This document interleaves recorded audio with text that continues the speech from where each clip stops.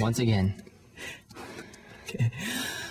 Welcome to the episode 1 of the Fried Monsters video podcast. This episode is posting November 1st, approximately.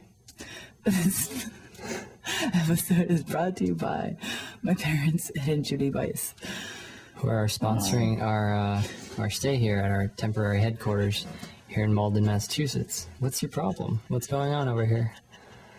Anyways, the music for this episode is by Golden Pastime, and the name of this episode is In the Beginning.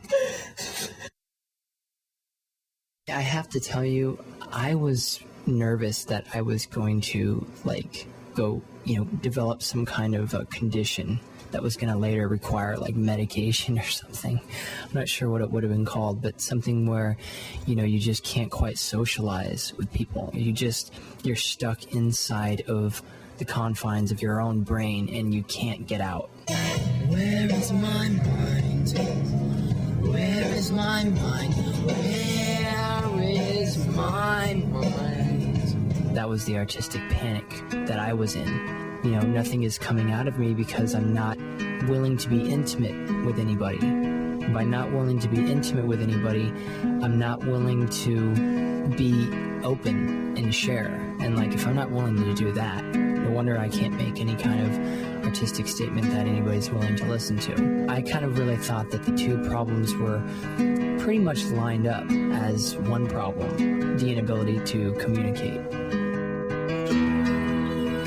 It's always been tough to get my life and art, aligned.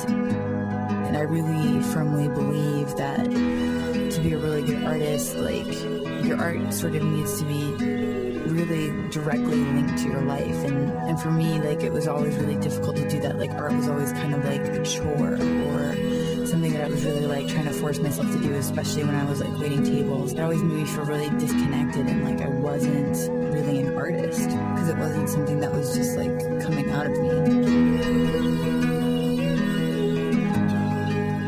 Even before we actually met each other, we were documenting the creation of our relationship.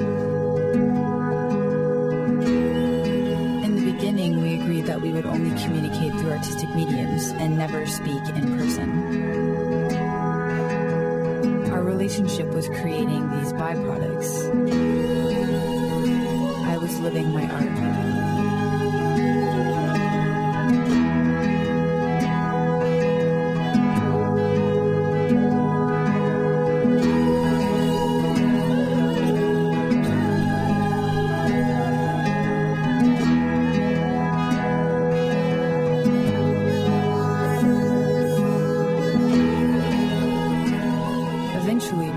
That we wanted to take all these concepts and aesthetics and experiences and turn them into some kind of project together.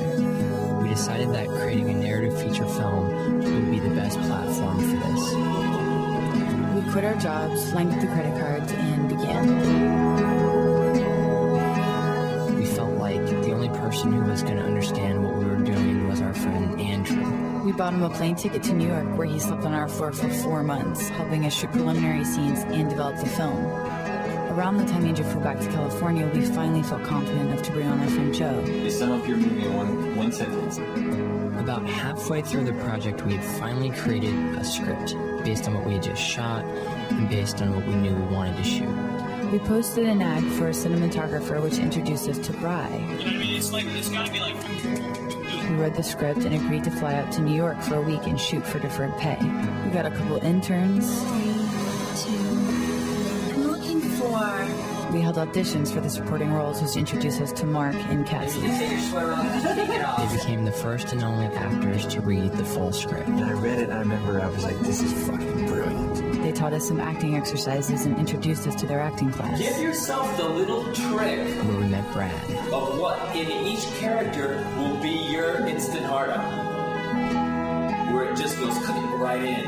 In class, we learned a lot about directing actors by watching Brad walk individuals through acting explorations. All you really have to do is grab your fucking tie and jerk it up. And go, and jerk it up.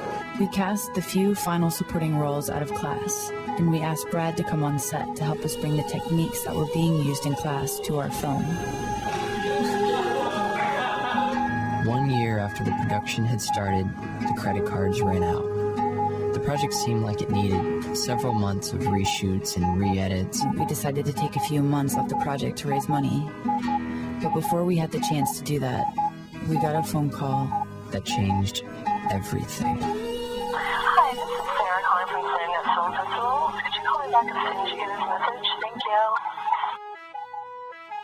Click subscribe and you'll get a new blog notice in your MySpace every time we put up a new episode.